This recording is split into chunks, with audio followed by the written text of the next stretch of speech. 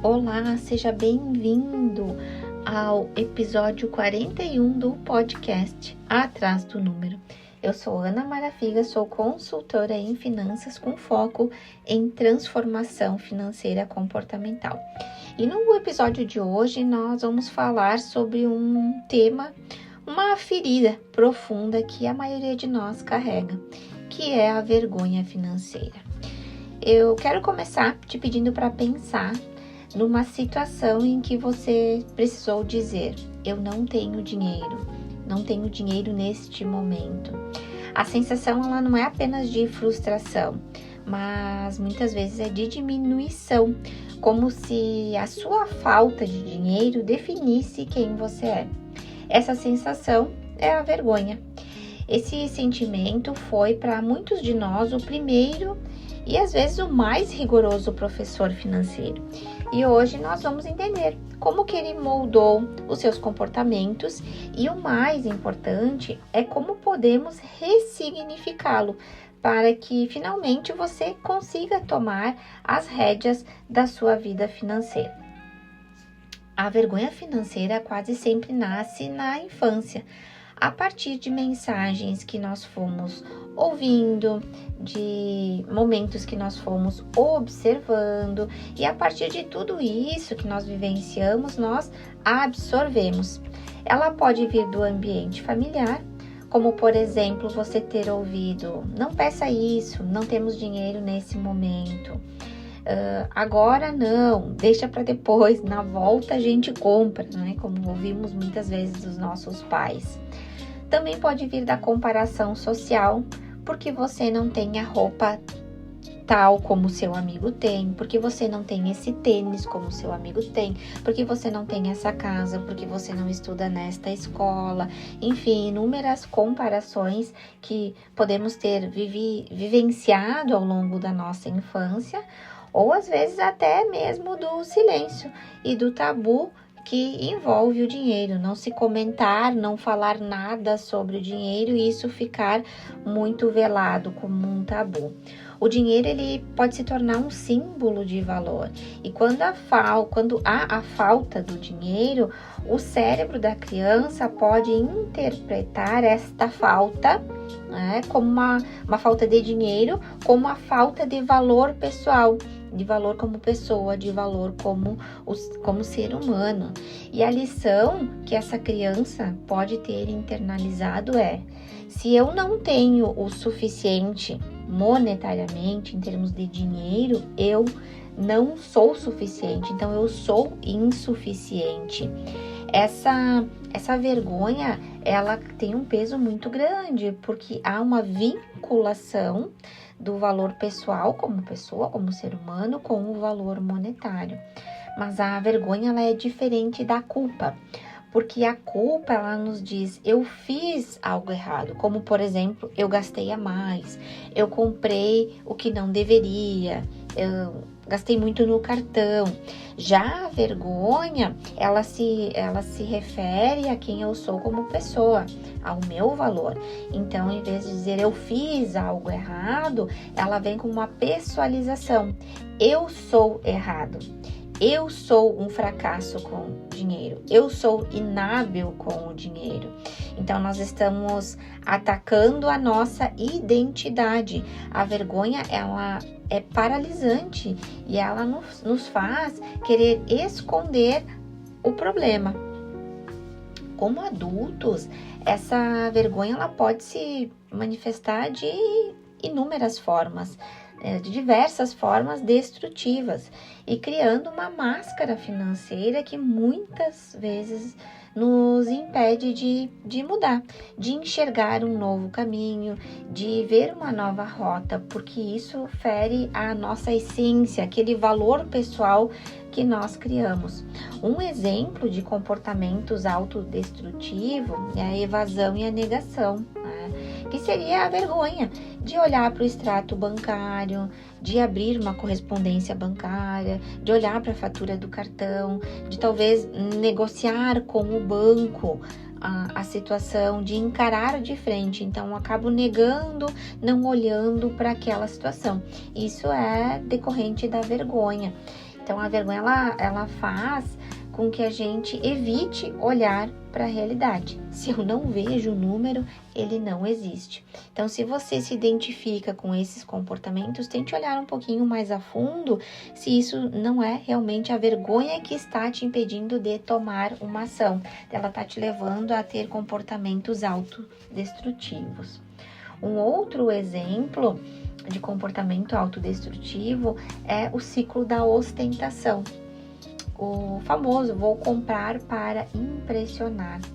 A vergonha, ela leva ao gasto impulsivo para tentar provar que o nosso valor para o mundo, para a sociedade, para as redes sociais, enfim, para o ambiente em que você está inserido, e muitas vezes para nós mesmos, a gente faz esse gasto para tentar provar o nosso valor.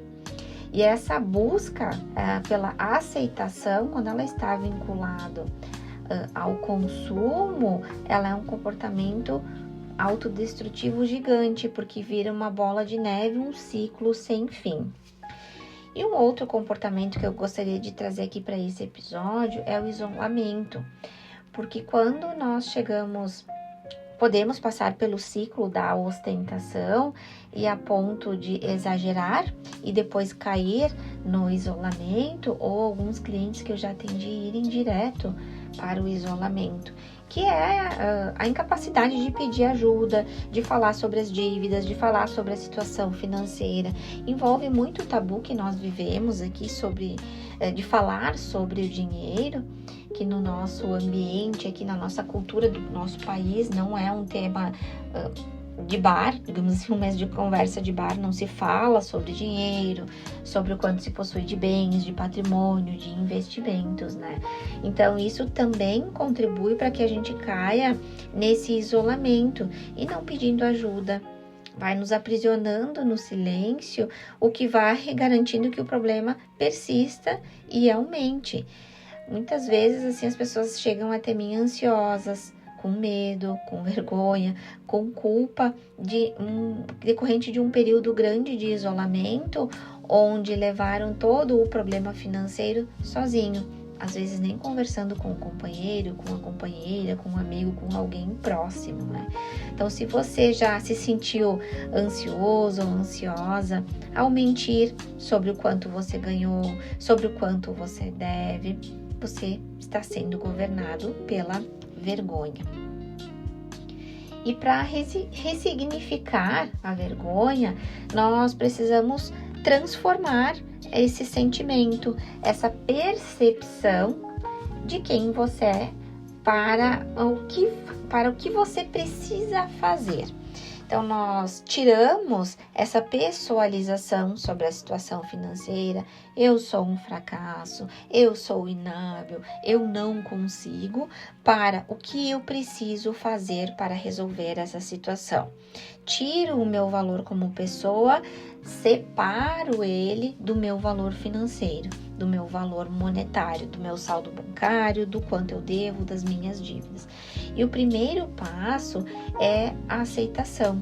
Aceitar que nós erramos, que nós cometemos, às vezes, não as melhores atitudes e que nós somos vulneráveis. Então, esse primeiro passo, ele é, de fato, o mais difícil, o mais doloroso, porque ele é muito mais emocional, ele é muito mais cognitivo do que propriamente matemático.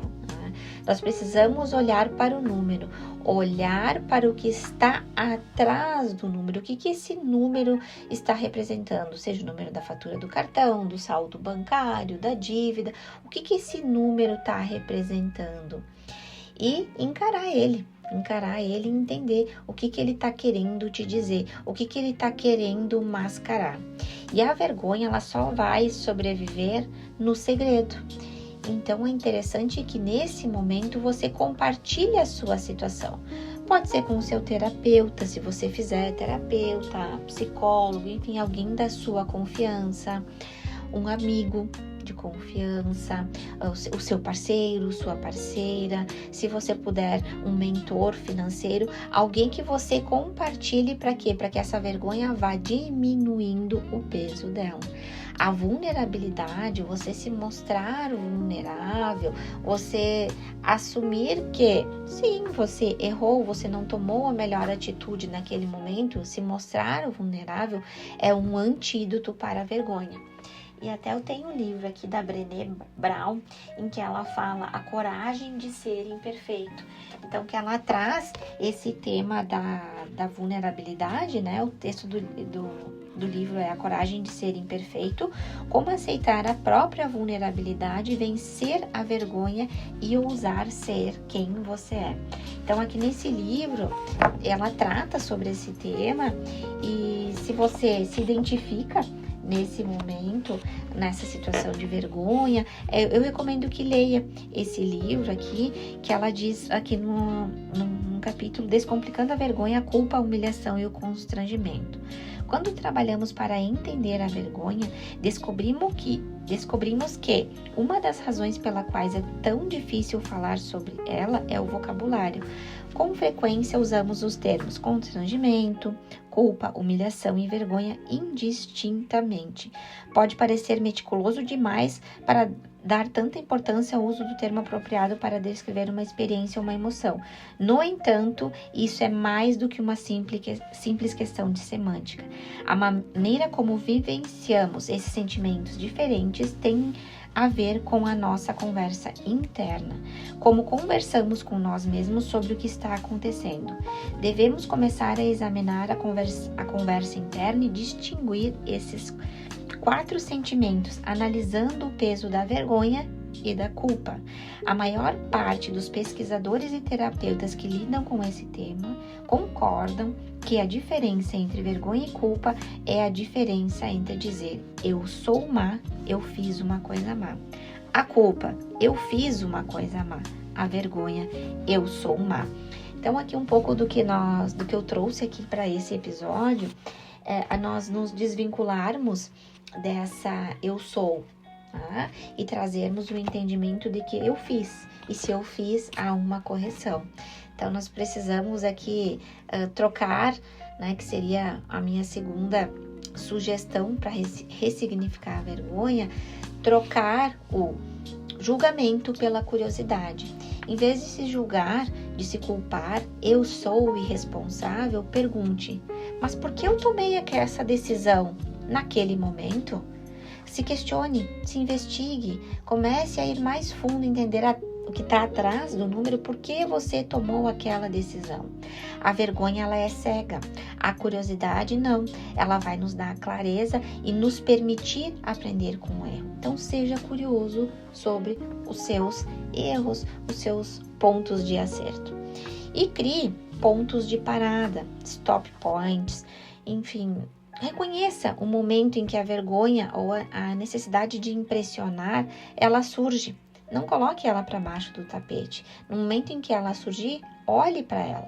E antes de sair gastando, de comprar algo para impressionar, pergunte para si mesmo. Eu estou comprando isso para a pessoa que eu sou, para quem eu realmente sou, ou para a pessoa que a vergonha quer que eu pareça ser. E aí você vai começar a ter clareza sobre de fato quem você é, quais são as suas necessidades. Lembre-se, na sua capacidade de ganhar dinheiro, ela não vai definir o seu valor como pessoa. O dinheiro, ele é uma ferramenta e não uma verdade absoluta sobre a sua vida. Superar a vergonha financeira é um ato de compaixão consigo mesmo, um ato de autocompaixão e liberdade. A vergonha nos ensina que o silêncio é a prisão e que a ação, ela é a chave. Se esse episódio tocou em você, se fez sentido, peço que pratique o que nós falamos hoje aqui. Compartilhe um pequeno passo de vulnerabilidade com alguém que você confia. Isso vai te ajudar e muito a superar a vergonha. E me conta, qual foi a sua maior lição financeira que veio com um toque de vergonha? Obrigado por estar comigo até aqui e nos vemos no próximo episódio do podcast Atrás do Número. Até lá!